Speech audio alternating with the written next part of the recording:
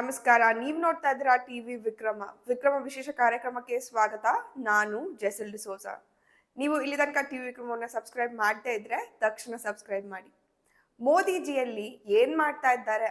ಅಮಿತ್ ಶಾ ರಾಜೀನಾಮೆ ಕೊಡ್ಲೇಬೇಕು. ಘಟನೆ ನಡೆದು 50 ಗಂಟೆ ಆದ್ರೂ ಯಾಕೆ ಘಟನೆ ಸ್ಥಳಕ್ಕೆ ಮೋದಿಜಿ ಬಂದಿಲ್ಲ? ಭೂತಾನ್ಗೆ ಯಾಕೆ ಹೋದ್ರು? ಒಂದು ಇಡೀ ಯೂನಿವರ್ಸಿಟಿಯಲ್ಲಿ MBBS ಓದುವ ಡಾಕ್ಟರ್ಸ್ಗಳು ಬಾಂಬ್ ಇಡ್ತಾರೆ.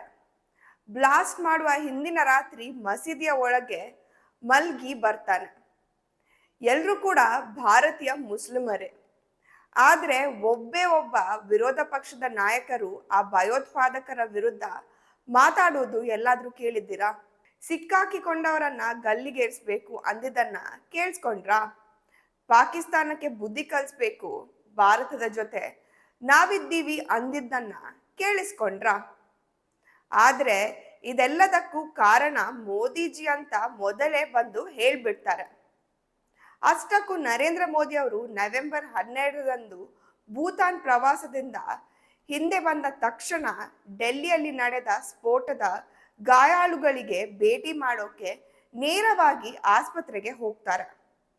ಅಷ್ಟಾದ್ರೂ ಕಾಂಗ್ರೆಸ್ ಪಕ್ಷದ IT ಸೆಲ್ನ ಸುಪ್ರಿಯಾ ಶಿನೆಟ್ ಅವರು ದೇಶದಲ್ಲಿ ಆತಂಕಕಾರಿ ಪರಿಸ್ಥಿತಿಗಳು ಮತ್ತು ಭಯೋತ್ಪಾದನಾ ಘಟನೆಗಳು ನಡೆಯುತ್ತಿದೆ. ಆದ್ರೂ ಕೂಡ ಪ್ರಧಾನಿ ಭೂತಾನ್ನ ರಾಜನ ಬರ್ತ್ಡೇಯನ್ನ ಆಚರಿಸೋಕೆ ಹೋಗಿದ್ದಾರೆ ಅಂತಾರೆ. ಭಾರತ ಹಾಗೂ ಭೂತಾನ್ನ ಸಂಬಂಧ ಈ ಟೈಮ್ನಲ್ಲಿ ಯಾಕೆ ಚೆನ್ನಾಗಿರ್ಬೇಕು ಅನ್ನುವ ಮಿನಿಮಮ್ ಕಾಮನ್ ಸೆನ್ಸ್ ಆದ್ರೂ ಇದೆಯಾ ಇವ್ರಿಗೆ? ಇದೆಲ್ಲದರ ನಡುವೆ ಡೆಲ್ಲಿ ಬ್ಲಾಸ್ಟ್ ನಂತರ ದೇಶದಲ್ಲಿ ತುಂಬಾ ದೊಡ್ಡ ಕಾಡ್ತಾ ಇರುವ ಪ್ರಶ್ನೆ ಏನಂದ್ರೆ ರಾಹುಲ್ ಗಾಂಧಿ ಎಲ್ಲಿದ್ದಾರೆ ಅನ್ನೋದು. ಘಟನೆ ನಡೆದು 48 ಗಂಟೆಗಳು ಆದ್ರೂ ಕೂಡ ರಾಹುಲ್ ಗಾಂಧಿ ಮತ್ತು ಪ್ರಿಯಾಂಕಾ ವಾದ್ರಾ ಇಬ್ಬರು ಎಲ್ಲಿದ್ದಾರೆ ಅನ್ನೋದು ಗೊತ್ತಾಗಿರ್ಲಿಲ್ಲ.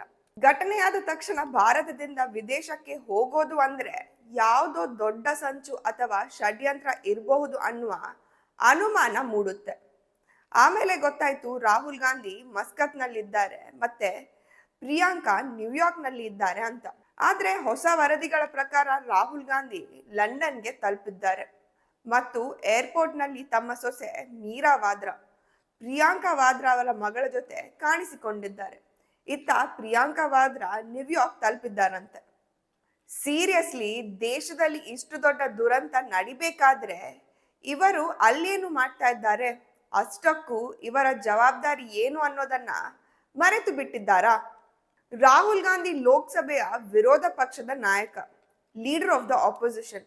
ಸಂವಿಧಾನದ ಪ್ರಕಾರ ವಿರೋಧ ಪಕ್ಷದ ನಾಯಕರನ್ನ ಭಾರತದ ಪ್ರಧಾನ ಮಂತ್ರಿ ಸಮಾನ ಎಂದೇ ಪರಿಗಣಿಸಲಾಗುತ್ತದೆ.